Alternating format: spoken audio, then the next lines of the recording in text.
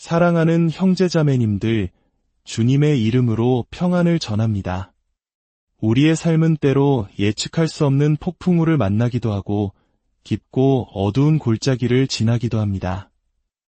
하지만 그 모든 순간 속에서도 우리를 붙드시는 하나님의 신실한 손길이 있음을 믿습니다. 오늘의 이야기는 한 사람이 겪었던 인생의 가장 큰 위기와 그 속에서 발견한 놀라운 은혜에 대한 간증입니다. 본격적인 이야기에 앞서 잠시 여러분께 부탁의 말씀을 드립니다. 오늘 나누는 이 이야기가 여러분의 마음에 깊은 울림과 위로를 준다면 구독과 좋아요를 통해 이 은혜의 메시지를 더 많은 이들과 함께 나누어 주십시오. 여러분의 작은 손길 하나하나가 지치고 힘든 영혼들에게 하나님의 사랑을 전하는 귀한 통로가 될 것입니다. 주님의 크신 축복이 여러분의 나눔 위에 풍성히 함께하기를 기도합니다. 이야기는 따뜻한 온기가 감도는 어느 날의 평범한 풍경에서 시작됩니다. 한 사람이 소중한 동생을 위해 정성껏 조경물을 준비합니다. 그저 따뜻한 물에 발을 담그는 것만으로도 하루의 피로가 눈 녹듯 사라지곤 하지만 누군가를 위해 무릎을 꿇고 그 발을 씻겨주는 행위에는 그보다 훨씬 깊고 성스러운 의미가 담겨 있습니다. 우리 주님께서 십자가에 못 박히시기 전날 밤 제자들의 발을 직접 씻겨주셨던 세족식을 기억하실 겁니다. 이는 가장 높은 곳에 계신 분이 가장 낮은 자세로 섬김과 사랑의 본을 보여주신 위대한 사건입니다. 한때 어떤 아버지는 어린 아들이 작은 손에 비누를 묻혀 자신의 거친 발을 구석구석 닦아주는 것을 보며 뜨거운 눈물을 흘렸다고 합니다. 말로는 다 표현할 수 없는 깊은 교감과 사랑이 그 작은 행위를 통해 오고 갔기 때문입니다.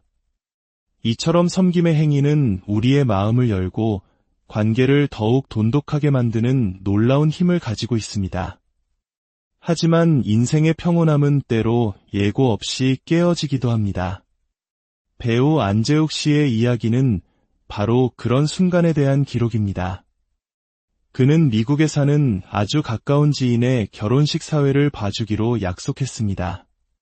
하지만 바쁜 스케줄 때문에 약속을 지키지 못했고 그 미안한 마음을 전하기 위해 드라마와 뮤지컬 공연 사이의 짧은 2주의 휴식 시간을 쪼개어 미국행 비행기에 몸을 실었습니다.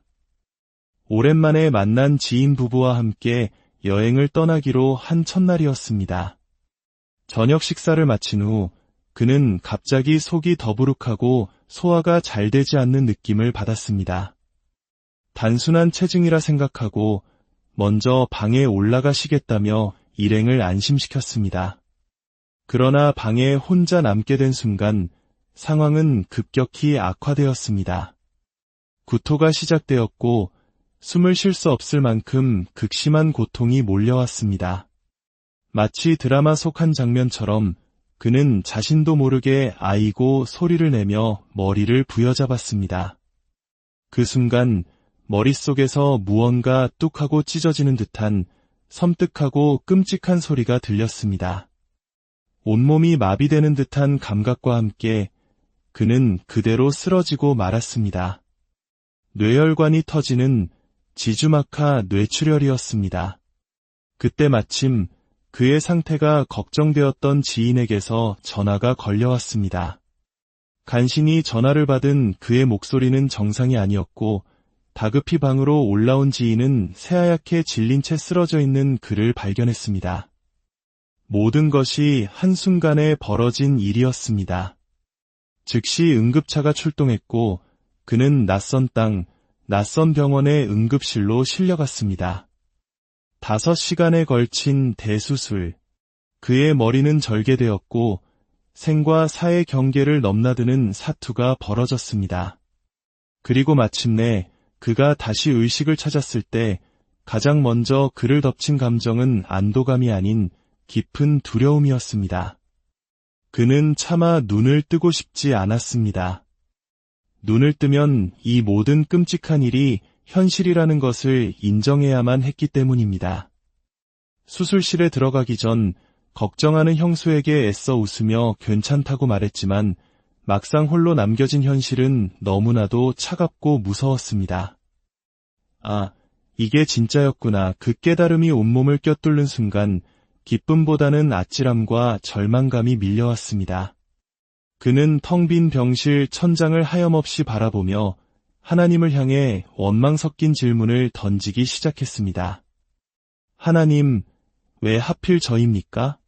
제가 대체 무엇을 그리 잘못했기에 왜 저에게 이런 시련을 주시는 겁니까? 도대체 그의 마음은 원망과 혼란으로 가득 찼습니다. 하지만 하나님의 계획은 인간의 생각보다 훨씬 깊고 오묘한 곳에 있었습니다. 수술 여부를 결정해야 하는 긴박한 순간 담당 의사와 보호자 사이에 의견 충돌이 있었습니다. 형수는 한국의 유명 배우인 그의 얼굴에 흉터가 남을 것을 걱정하며 다른 방법은 없는지 애원했습니다. 그때 담당 의사가 단호하게 말했습니다. 저는 지금 배우를 살리려는 것이 아닙니다. 한 사람, 이 환자의 생명을 구해야 합니다. 수술이 잘 끝나고 이 사람이 살아나야 그 후에 배우 생활도 계속할 수 있는 것 아닙니까? 그 의사의 입을 통해 하나님은 한 생명의 존엄함이 세상의 어떤 명예나 직업보다 우선한다는 것을 분명히 보여주셨습니다. 그 말 한마디에 모든 것이 정리되었고 그는 수술실로 들어갈 수 있었습니다. 수술은 성공적으로 끝났지만 또 다른 현실적인 시련이 그를 기다리고 있었습니다. 퇴원 수속을 밟던 중 그가 받아든 병원비 청구서는 무려 50만 달러, 당시 환율로 5억 원이 넘는 거액이었습니다. 그 엄청난 금액 앞에서 그는 다시 한번 쓰러질 것만 같았습니다. 하지만 하나님께서는 또다시 길을 열어주셨습니다. 한국과는 다른 미국의 의료 시스템 속에서 그는 한국으로 돌아와 의료 전문 변호사의 도움을 받았습니다. 2년이 넘는 긴 시간 동안 수많은 서류와 메일을 주고받으며 끈질기게 노력한 결과 병원비를 절반 이하로 조정할 수 있었습니다.